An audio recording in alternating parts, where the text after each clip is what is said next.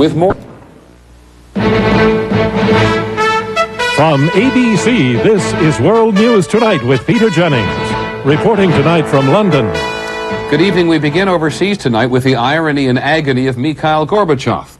Just as Europe enters an era of peace and free political development which he helped to engineer, Mr. Gorbachev knows no peace at home in his personal struggle to retain political supremacy. Today in Moscow, he was called on the carpet again, summoned by Parliament to answer for the dismal state of Soviet economic reform.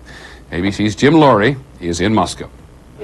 Mikhail Gorbachev was on the defensive, challenged to give up centralized control of the economy and bow to the demands of the 15 republics. He pleaded instead for a new treaty to hold the nation together. He was interrupted by impatient calls demanding a concrete plan. Gorbachev promised only unspecified changes in the government and military. At one point, Gorbachev drew some applause, but remarked that leaders of rebellious republics were not joining in, including his arch-rival, Boris Yeltsin. Yeltsin shouted, only the old Soviet system required automatic applause. While admitting the economy was bad, Gorbachev downplayed reports the nation faced serious hunger this winter. Few who listened were satisfied. The description of the situation in the country seems to me better known by the people of the USSR rather than by the president. At least it didn't look as if he knew much about what's going on. If everything is so good, why is everything so bad? But Boris Yeltsin pulled no punches as he presented a concrete plan. He called for a vote of no confidence on the government of Prime Minister Ryzhkov and the formation of a new anti-crisis coalition cabinet. It would include the leaders of all the republics, all pushing for rapid economic change. The nation is facing its most serious food shortages in decades. In Moscow, there is so little in the stores that some people would welcome food rationing. It will be a bit better than now because we shall be able to buy something at least something. There is a feeling today among many delegates that Gorbachev had lost touch with his nation's desperation, but a sense also that before this session of Parliament ends in December, he'll be forced to give ground to the independent-minded republics. Jim Laurie, ABC News, Moscow. President Gorbachev and President Bush will both be in Paris next week, where they'll have a chance to sort out their respective positions on the standoff in the Persian Gulf. This week, one of Mr. Gorbachev's most important aides has been saying that more time is needed for Saddam Hussein to make a deal for getting out of Kuwait. While here in Europe, the Secretary of State Jim Baker has been pushing for the UN to be even tougher. Here's ABC's John McCarthy. Special Envoy Yevgeny Primakov, who has met twice in recent weeks with Saddam Hussein, said in an interview with the New York Times that the UN Security Council should delay considering a resolution authorizing the use of force against Iraq. Secretary of State Baker, who is in Brussels today consulting with the 12 nations of the European community, seemed to dismiss the Primakov comments as not reflecting the view of his government. I am told that during the course of making those statements, he pointed out that he was speaking for himself and that those statements represented his personal views.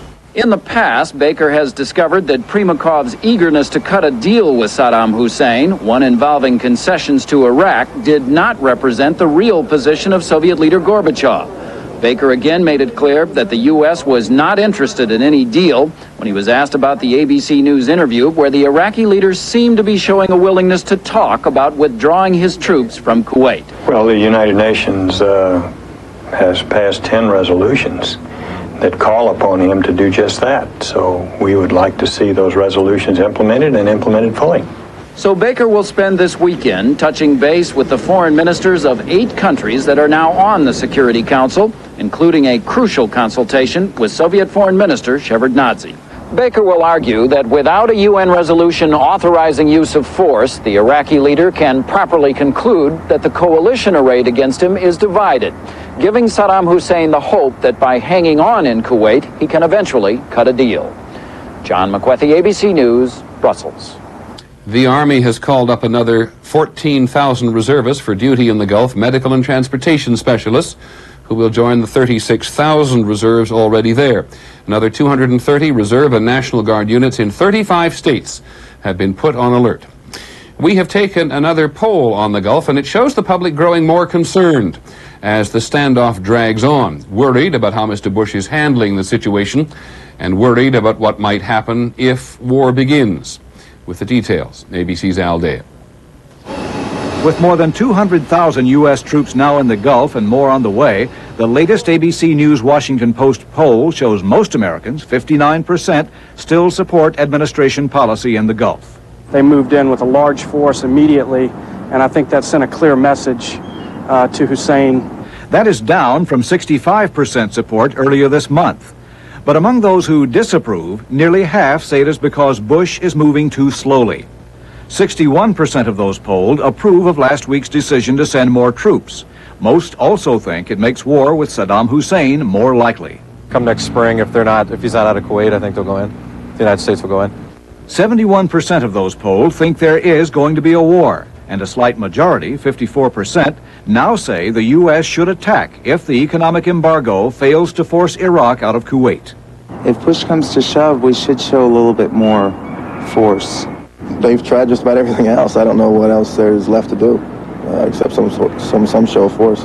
76% of those polled said President Bush should ask permission from Congress before going to war. I do not think he should go off and make this decision on his own. However, 52% say Bush could order an attack on his own if there is not enough time for congressional approval. The poll in general reflects a gloomier outlook toward what's happening in the Gulf. More Americans than before think war to be more likely. Fewer than before think it would be over quickly. Al Dale, ABC News, Atlanta.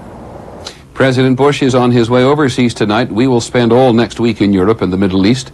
So will he, of course. The first stop, Czechoslovakia, for ceremonies tomorrow, marking the birth of the reformist movement that brought the communist government in Czechoslovakia down. In Prague today, the main railway depot was renamed Woodrow Wilson Station. Its original name from 1918, when President Woodrow Wilson helped to write Czechoslovakia's first constitution. When our broadcast continues, 4 of the Keating 5 senators speak in their own defense, touring the mountains of Venus. And our person of the week, against the odds, a voice for change. To keep fit, you need exercise and a balanced diet. Vegetables help balance your diet, and V8 is a nutritious blend of 8 vegetable juices. Better serve him a V8. Drink V8. Keep your diet straight. 35 million people got the flu last year. Now it's coming back. What will you do? Doctors recommend Theraflu, hot liquid medicine that works fast. Theraflu, strong therapy for flu symptoms. Did you know your small business should have AT&T long distance? You hear that? Oh, boy! With MCI, we're getting big savings. But you could get AT&T quality. You hear that? We're getting big savings. But AT&T prices are extremely competitive. You hear that? No, we're getting big savings. Well, for that call from Chicago to Detroit, your big savings is pennies. That's it? There's your big savings. Competitive price. Another AT&T advantage. On Capitol Hill today, some of the senators who've become known as members of the Keating 5 told the Senate Ethics Committee we have done nothing wrong. They're accused of using their influence on behalf of Charlie Keating, one of the central figures in the savings and loan scandal. ABC's Jim Wooten is in Washington. One by one, I engaged in no unethical conduct. 4 of the 5 senators stood to defend themselves today. McCain was indignant but understated. Glenn was seething yet under control. Regal was emotionally expansive. And Cranston was fiercely defiant. There is absolutely no evidence, none at all, that I ever sought to persuade any government official to do anything improper. But the Ethics Committee counsel, Robert Bennett, had painted a detailed portrait of Cranston as a willing and eager servant of Charles Keating, who before his indictment on securities fraud gave more than $1 million to the 5 senators' campaigns and political organizations. Most of it went to Cranston, who asked for it, said Bennett. Senator Cranston solicited contributions and sought contributions from Mr. Keating. Cranston said the money was legal and he did nothing in return for it.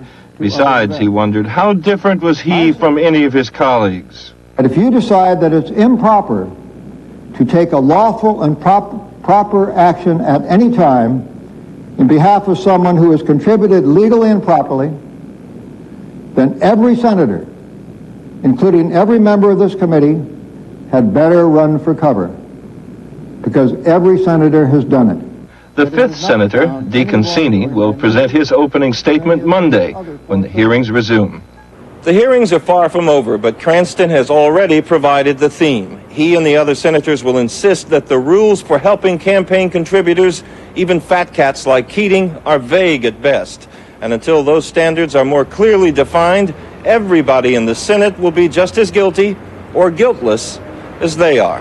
Jim Wooten, ABC News, Capitol Hill. In economic news today, lower interest rates. No formal announcement, but economists say the Federal Reserve Board has lowered the interest rate, which banks charge each other for loans, by 0.25% to 7.5%. Lower rates for consumer and business loans and mortgages could follow. And inflation may be cooling off a bit. Consumer prices rose 0.6% last month. Oil prices had pushed them up 0.8% in both August and September. And the trade deficit was $9.4 billion in September, $400 million less than the month before. On Wall Street, the Dow Jones Industrials gained about 5 points today to close at 2550. The trading was moderate, and that brought the gain for the week to more than 61 points. Well, the name Taj Mahal means crown of the palace. Donald Trump's crown is in hock tonight. Trump has been forced to put his Taj Mahal Hotel and Casino in Atlantic City into bankruptcy because he couldn't pay his debts. Here's ABC's Alan Frank. By agreeing to put his Taj Mahal Casino and Hotel into bankruptcy, Donald Trump preserved control of his single biggest property. The agreement means Trump does not have to pay a $47 million interest payment to the Atlantic City Casino's bondholders that was due at midnight yesterday. But he must surrender half of his ownership in the Taj Mahal in exchange for more than a $30 million a year reduction in cash interest payments. Trump seemed happy to remain in control, especially with a salary of $500,000 a year. Well, I think the result is turning out to be a very positive one. The Taj Mahal is caught in a huge recession. Maybe the word is depression. The bondholders felt that a deal with Trump in control was the best way to protect their $675 million investment. The bondholders did very well. They'll recover most of their interest on the bonds, and in addition, they'll get 50% of the equity in the Taj. Trump says he does not expect to go bankrupt personally, but next month he has another big interest payment on the Trump Castle Casino. If he cannot come up with the cash, the castle could end up in bankruptcy court with the Taj Mahal. Alan Frank, ABC News, New York. One other note about the economy, hard times for the journalists at United Press International, who we've relied on for so many years. They have voted to cut their own pay 35% for the next 3 months. The news agency has been in financial trouble for years. It says without the pay cut, it would have gone out of business. When we continue, General Noriega appears in court asking for justice. We predict a low, we predict a high, we predict rain clouds in the sky. And the wind will spin and the snow will blow, and it's my hairdo, cause there it goes. When it's coming down, pull up. When it's gonna fall, pull up. When it's gonna run, swirl, and go wild in the air, do yourself a favor, be good to your hair. Pull up. So let the wind spin and watch the snow blow. It's alright, baby, cause now you know to pull up. Woo! To pull up. Pull-ups from Totes.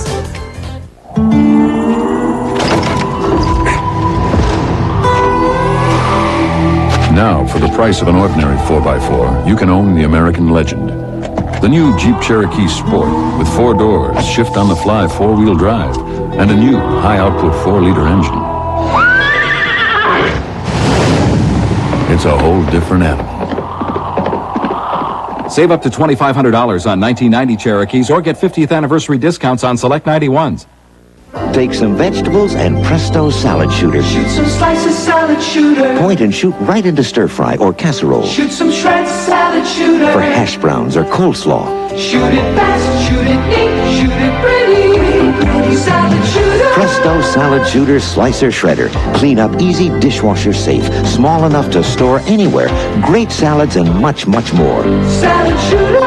Original, cordless, rechargeable, and now professional salad shooter. In Miami today, Manuel Noriega told a federal judge the U.S. legal system was being one-sided and unfair by not allowing his lawyers to be paid properly.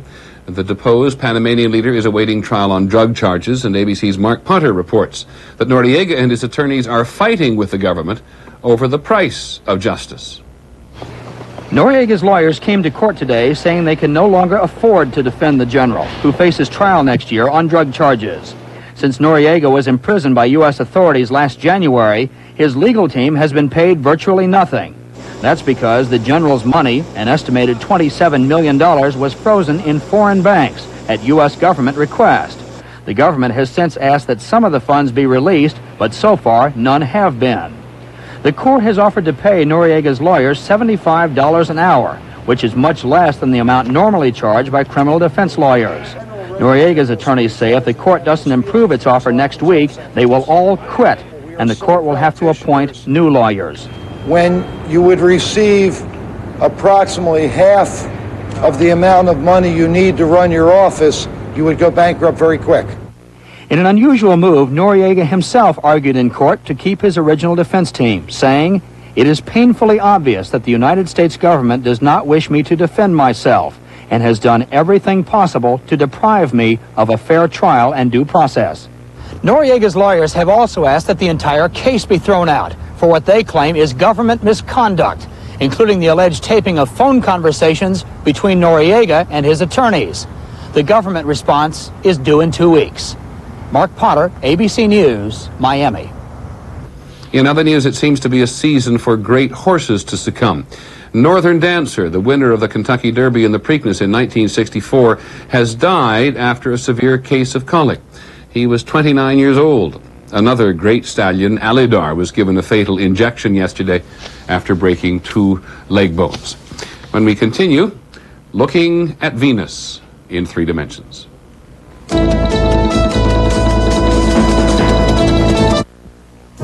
Call me irresponsible. Just because the other guy is on the road doesn't mean his mind is. So the superb traction of the Subaru Legacy with 4-wheel drive and anti-lock brakes can be quite a comfort. After all, since the next guy is capable of almost anything, shouldn't the same be true of your next car?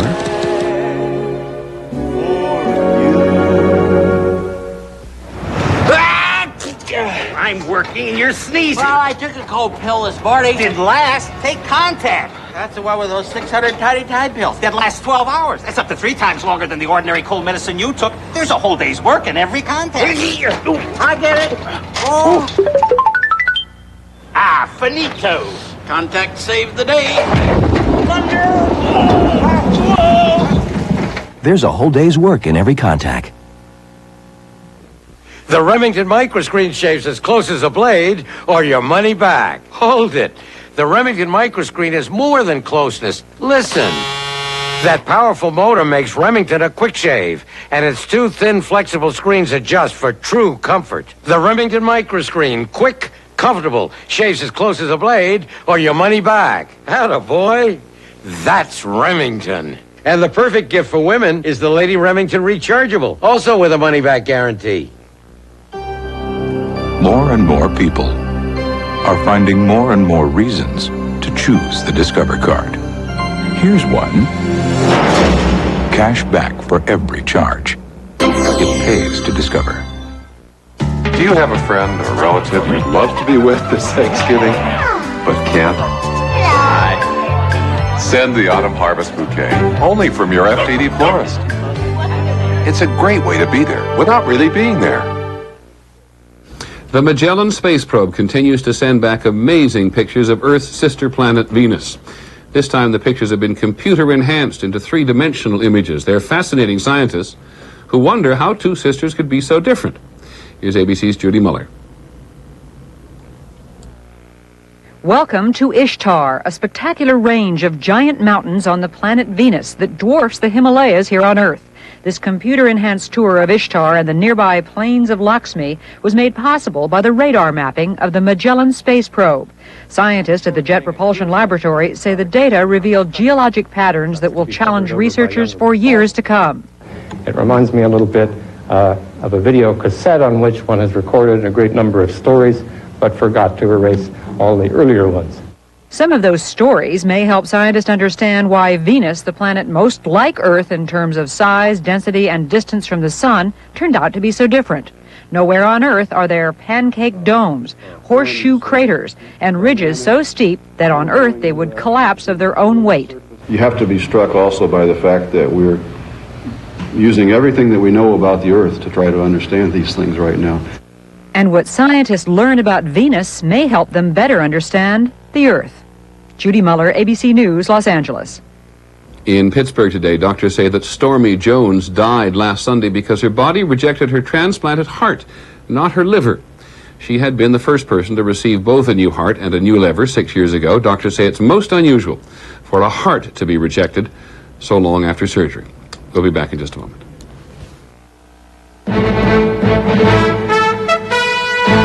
World News Tonight with Peter Jennings and the Person of the Week are brought to you by Citibank. Every day, the world reinvents itself. How can you keep ahead in a world that keeps changing? Frankly, you got to start thinking more long term. With Citibank, a strong partner. We're looking 3, 5, 10 years ahead on this. To 1 in 4 American families, over 30 million people worldwide. We are looking at an industry that did not exist 2 years ago. Use our resources, our energy, our ideas. This is a good time to diversify some of your assets. To help you turn information into opportunity. Not just a bank, Citibank.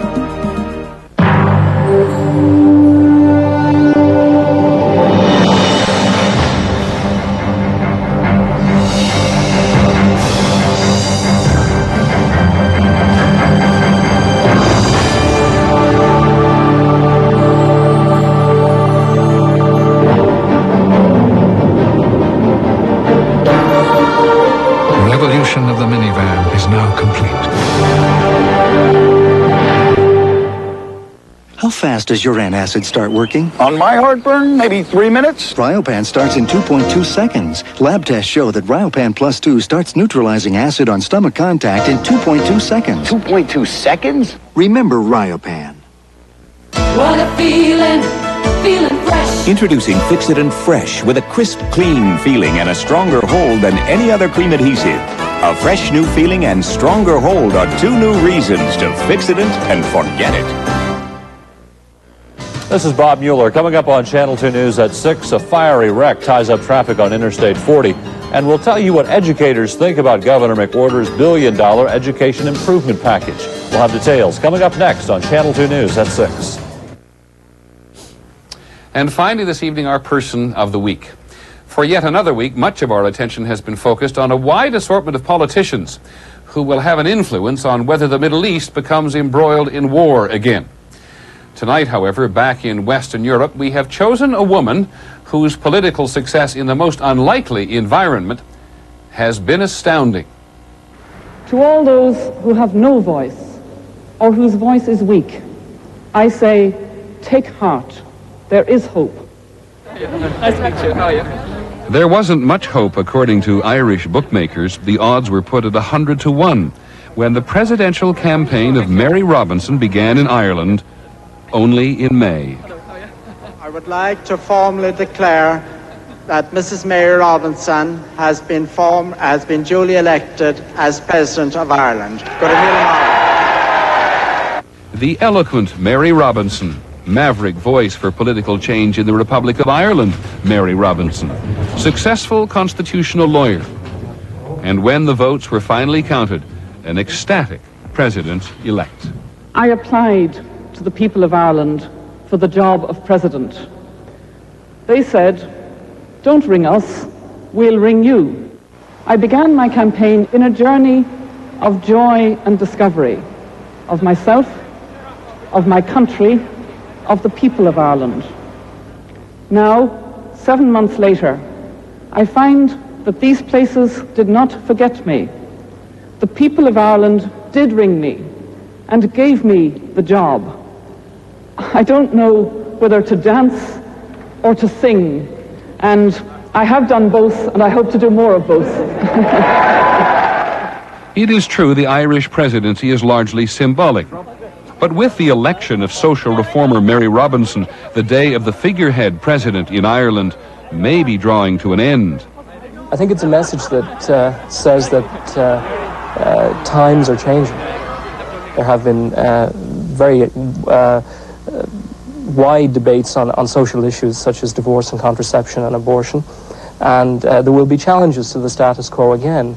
And I think Mary Robinson signals a continuance of this change. Certainly, according to conventional wisdom, a sea change.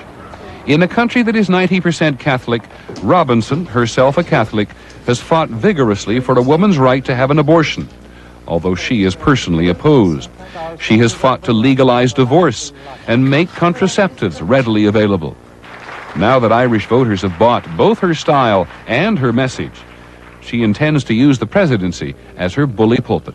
I have a mandate for a changed approach within our Constitution. I spoke openly of change, and I was elected on a platform of change. The only reason that I voted was because Mary Robinson was in it. That was it. Mary Robinson was born in County Mayo.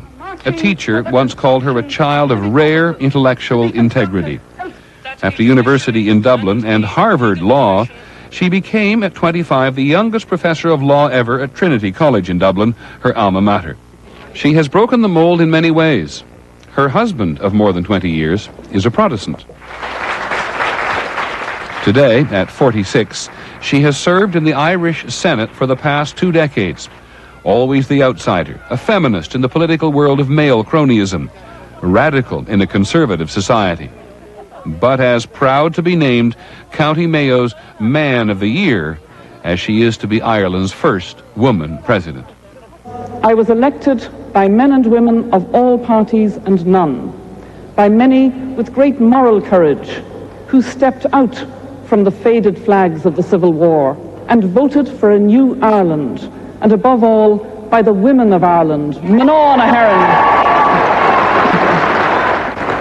The women of Ireland, Mná na hÉireann, who instead of rocking the cradle, rocked the system. And so we choose Mary Robinson. And yes, Simon and Garfunkel's Here's to You, Mrs. Robinson is having something of a revival among the Irish. We wonder how the presidency will affect her strong commitment to family, if at all. She once rushed away from a meeting with the South African leader Nelson Mandela because one of her children had broken his collarbone.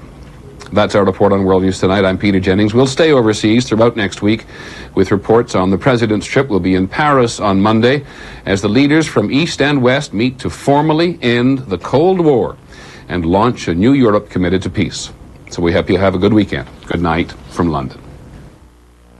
And now, the news continues with Channel 2 News at 6. Good evening, everyone. I'm Bob Mueller. And I'm Cindy Benson. In our news tonight, Metro has canceled a contract with the truck company that removes ash from the downtown thermal plant. Metro says the trucker allows toxic ash to spill into the streets. But as Channel 2's Julie Kurtz reports, environmentalists say Metro has waited far too long to clean up the problem. The ash-filled trucks leave the downtown thermal plant every night. Many roll through Music City with the contents still on fire. Opponents of the thermal plant expansion plan captured this video Wednesday night, and they're skeptical of Metro's promise today to clean up the way ash is removed from the incinerator. And I have brought it to their attention in the Nashville Neighborhood Alliance. I have brought it to their attention in March of '89, addressing the Metro Board of Health. We still see problems with the ash trucks. Metro's public works director admits the trucks have been a problem, but only an isolated one. You know, we have problems occasionally. This isn't an ongoing daily thing, and I think we have taken corrective measures. And I think that, you know, this contractor will no longer be permitted to operate.